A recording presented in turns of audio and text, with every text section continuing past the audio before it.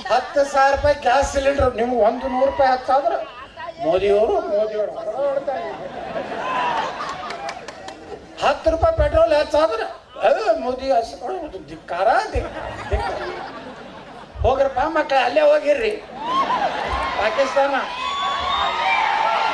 ಏನ ನಮ್ಮ ಗಾಂಧಿ ಮುತ್ತೆ ಪಾಕಿಸ್ತಾನ ಮಾಡಿ ಕೊಟ್ಟಲ್ಲ ಹೋಗ್ರಿ ಮಕ್ಕಳ ಎಲ್ಲ ಹೊಳೆಯಾಗಿ ಮತ ಅಂತ ಹಿಡಿದು ಹೋಗಿರ್ರಿ ಅಲ್ಲೇ ಪಾಕಿಸ್ತಾನ ನಾವು ಸುಮ್ಮ ಆರಾಮ್ ಇರ್ತೀವಿ ನಾವು ಹಿಂದೂಗಳು.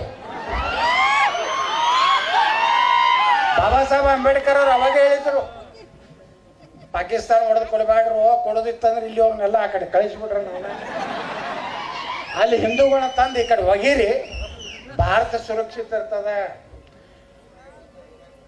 ಎಂದೂ ಅವ್ರು ಒಂದಾಗಿರುವುದಿಲ್ಲ ನಮ್ಮ ದೊಡ್ಡ ಅವ್ರ ಧರ್ಮನ ಹೇಳ್ತೈತಿ, ಮತ್ತೊಂದು ಧರ್ಮನ ನಮಗೇನತ್ತಾರ ಅವರು ಕಾಫಿ ಇರ್ತಾರೆ ನೋಡಿದ್ರೆ ಪಾಕಿಸ್ತಾನದವ್ರು ಇಂಟ್ರಿ ಕೊಡ ಕಾಪಿರ್ಕೋ ಮಾನಂಗೆ ಕ್ಯಾ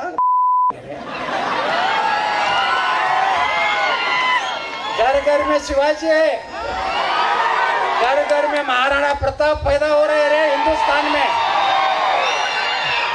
अभी भारत का प्रधानमंत्री छत्रपति शिवाजी महाराज का अवतार है नरेंद्र मोदी.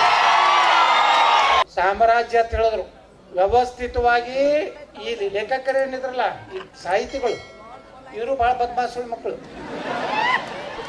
ಹೆಂಗ ಬೇಕಾದಂಗೆ ಬರ್ದಾರ ಬುದ್ಧಿಜೀವಿಗಳತ್ತಿರು. ನಾ ಹೇಳ್ದೆ ಮಕ್ಕಳೇ ನೀವು ಲದ್ದಿ ಜೀವಿಗಳು. ಶಿವಾಜಿ ಮಹಾರಾಜರದು ಇಟ್ಟೆ ನಮ್ಮ ಕನ್ನಡ ಪುಸ್ತಕನಾಗ ಗಣವಂತನಾದ ಗುಣವಂತನಾದ ಅಕ್ಬರ್ ದಿ ಗ್ರೇಟ್ ಅಂತ ಬರ್ದ್ರು. ಅವ್ರು ಮಾಡಿದಂತ ದೌರ್ಜನ್ಯ, ದಬ್ಬಾಳಿಕೆ, ಲಕ್ಷಾಂತರ ಹಿಂದೂಗಳ ಕಗ್ಗೋಲೆ, ಮತಾಂತರ, ಮಹಿಳೆಯರ ಮ್ಯಾಗಿನ ಒಂದು ಅತ್ಯಾಚಾರ, ಇದನ್ನೆಲ್ಲ ನೋಡಿದ್ಮೇಲೆ ನಾವು ಉಳಿದಿದ್ದೆ ಎಂಥ ಪುಣ್ಯಾತ್ಮರು ಹುಟ್ಟದಂತ ಸಂದರ್ಭದಲ್ಲಿ ನಾ ಇಷ್ಟೇ ಹೇಳ್ತೀನಿ, ಇವತ್ತೇನು ಭಾರತ ಇಷ್ಟು ಸಶಕ್ತ ಆಗ್ಯದ ಯಾಕಾಗೈತಿ?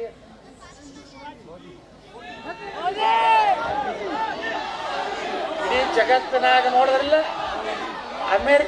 ಅಮೇರಿಕಾದವ್ರು ಮೊದಲ ವೀಸಾ ಕೊಟ್ಟಿಲ್ಲ ಅಂತ ಹೇಳ್ತಿದ್ರು.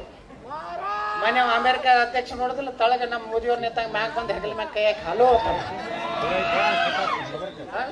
ಪಾಸ್ಪೋರ್ಟ್ ಕೊಟ್ಟಿದ್ದಿಲ್ಲ.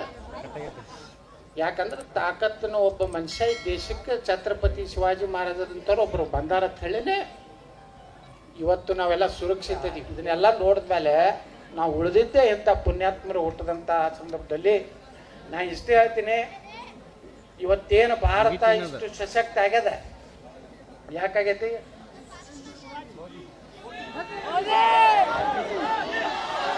ಇಡೀ ಜಗತ್ತಿನಾಗ ನೋಡಿದ್ರಲ್ಲ